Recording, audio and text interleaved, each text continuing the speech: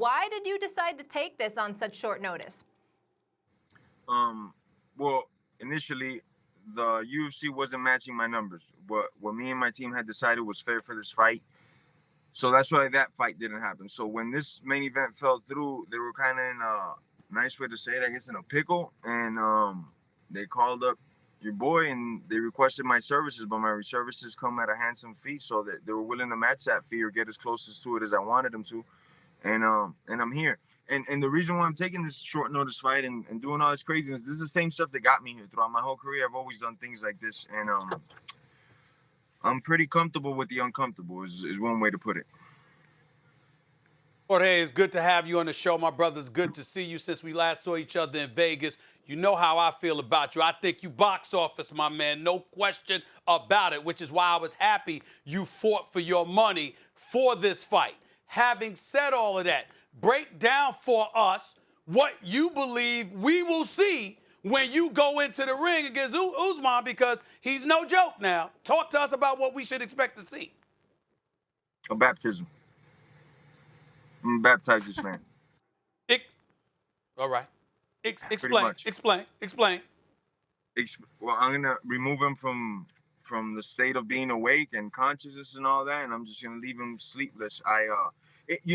One way to put it is like the late great Kobe. He goes out there and puts 50 points up. That's how he separates himself from the pack. In my sport, I gotta look and do it as violent as possible, and I gotta leave you completely and utterly destroyed, and it sounds violent and it is violent, but that's how I get these big paychecks. That's how I separate myself from the pack and continue to elevate my status, So there's only one thing on my mind, and that's end them at all costs.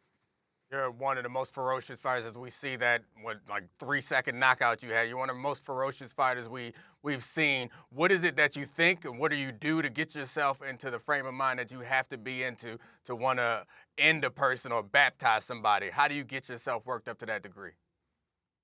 Thank you, my brother. But before I answer that, let me just say a thank you to you for being a real journalist, for going at Dana, asking the questions that only but one reporter in my community asked this individual.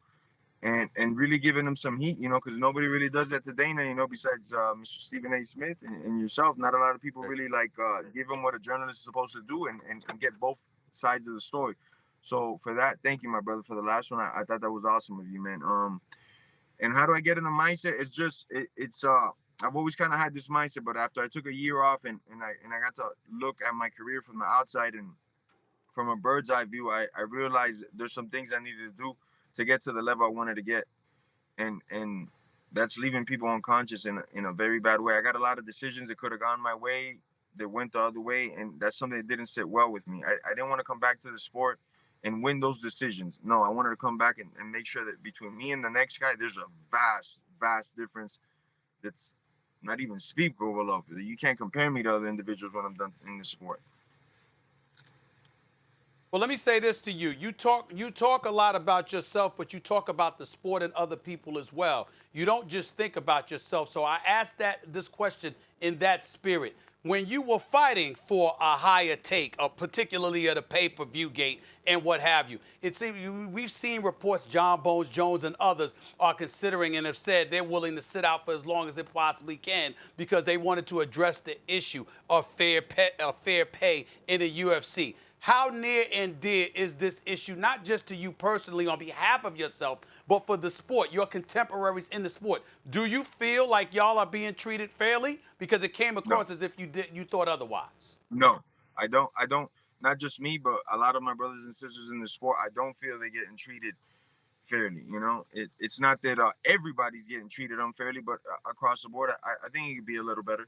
I think especially on the pay-per-view side, what we bring in, those numbers could be a little bit better, and that's something that I was willing to sit out for indefinitely until they match my numbers, and they more or less did now. So I'm here, Yeah, I got 20 pounds to go, and I'm taking it on 6-day notice, but it's a fight, It's not like I'm having to play a basketball game or a football game, something where I'm not good at it, and it's not my territory. This is what I've done my whole life. This is all I've ever wanted to do my whole life. So if I say who I am, and that is this guy that likes to fight, then this is what I'm supposed to do. I'm supposed to go out there and compete and bring back that gold.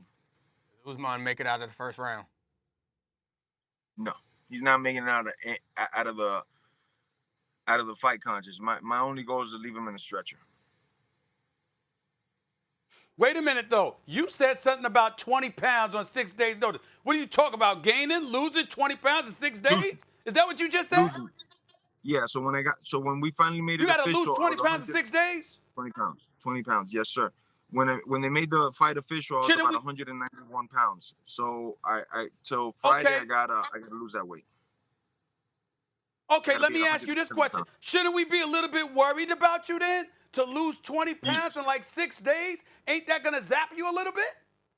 You should be worried if God wasn't on my side. If I was just like a regular Joe, you should be worried. But I've been doing this for a long time. It won't be the first time I have to cut a crazy amount of weight in short notice. And like I've always said, God has my back. I got no worries, my brother. I'm ready to go. It's just part of the journey. It's just a better story to have, you know. But it really doesn't mean nothing, you know. It's just part of the job. Jorge, baptizing people and you got the blessing yourself. I love all that. Before we let you go quick, talk to me about this Fight Island. What can we expect and what do you think of fighting there? The first thing that comes to mind is Bruce Lee's Enter the Dragon. You know, we're getting in these boats and we're going to an island and we're going to scrap. That's the first thing that comes to my mind right off rip. I've never been to Abu Dhabi. I've heard a lot of great things, so I'm excited to go there. I know they also have like a 10-mile radius where it's just going to be for us, so we don't have to have all this crazy quarantine stuff on, and we could train and go about our business. So that's what I heard. That's pretty cool. So everybody that's in this island has already been tested numerous times just to step in this island. I think like 5 or 6. I've already been tested 3 times myself. So by the time I get there, who knows how many more times I'm going to be tested. So it's very interesting. I fight in islands before. I fight in crazy places, but this will be an interesting one for me.